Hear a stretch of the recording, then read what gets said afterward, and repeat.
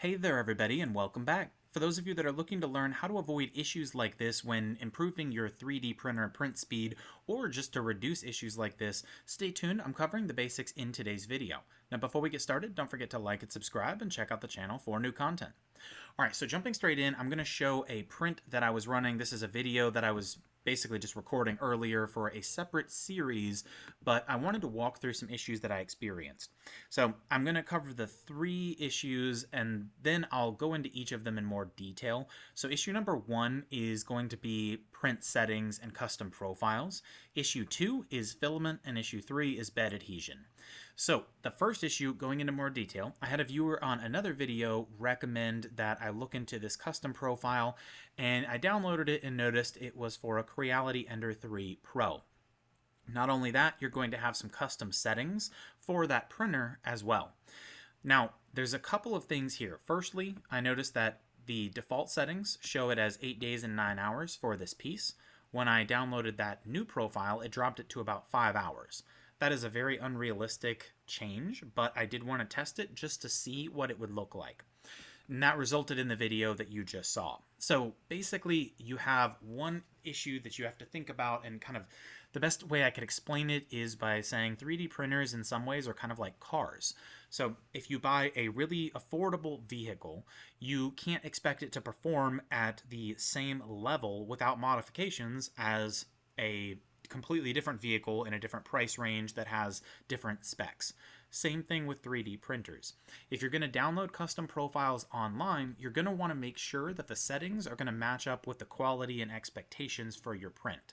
So, going through some examples, you have some settings under this configure setting visibility that are hidden by default, so you can choose what are visible here. Most of the time, from what I've seen online, people make adjustments to a couple. So the first is usually going to be infill and really anything related to the filament itself.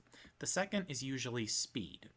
So if you go here, you can type in speed and choose which options are going to be visible.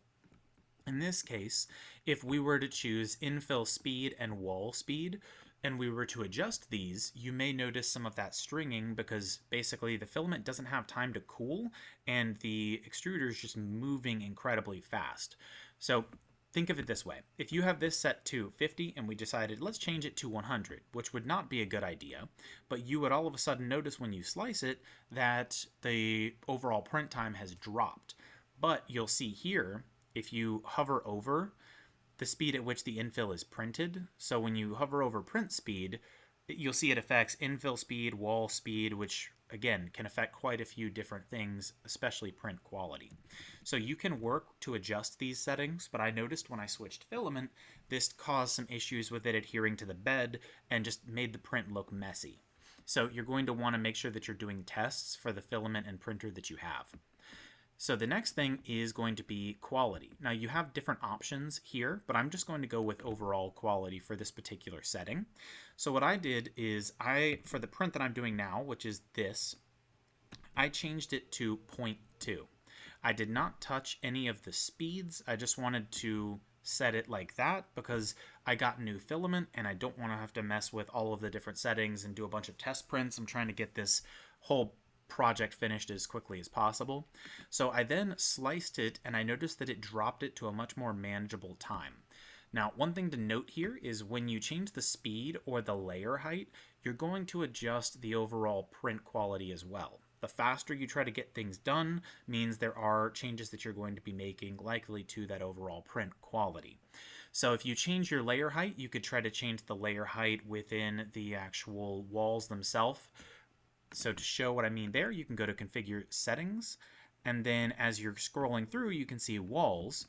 You can change outer and inner, and then all of these different settings here to basically adjust the thickness of the walls, like here, or the settings related to really anything on this actual print, including the supports.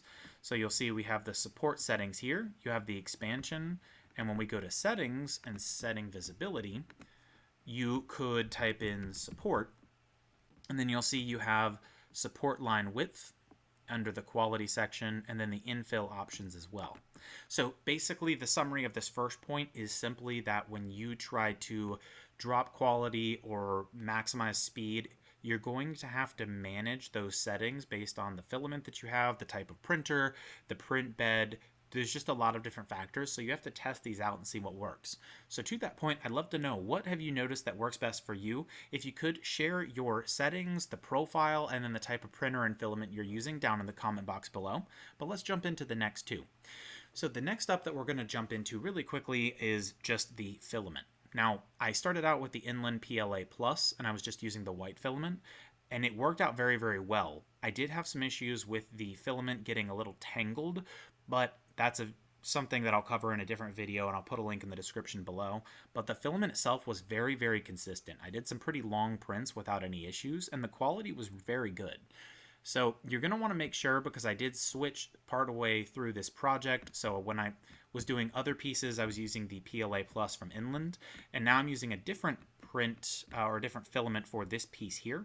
And when I switched filaments, I had to change the temperature for the nozzle and just the print, and just had to change a lot of settings, and I wasn't able to get it done as quickly as I wanted. And then I also had to use a glue stick on the bed to increase the bed adhesion, which wasn't something that I had an issue with the Inland filament. So the point is, you could end up having that stringing issue if you haven't leveled your bed correctly and it's not adhering to the bed, and then you've changed your filament recently and the temperatures aren't matching up, then the filament could just be not adhering to the bed and then all of a sudden just hardening very, very quickly. So any number of things could be happening there. And then lastly, the final thing to note is really just, again, that bed adhesion that I was just mentioning. If it's not sticking to the bed, then it's basically just going to hit the bed and then kind of string off.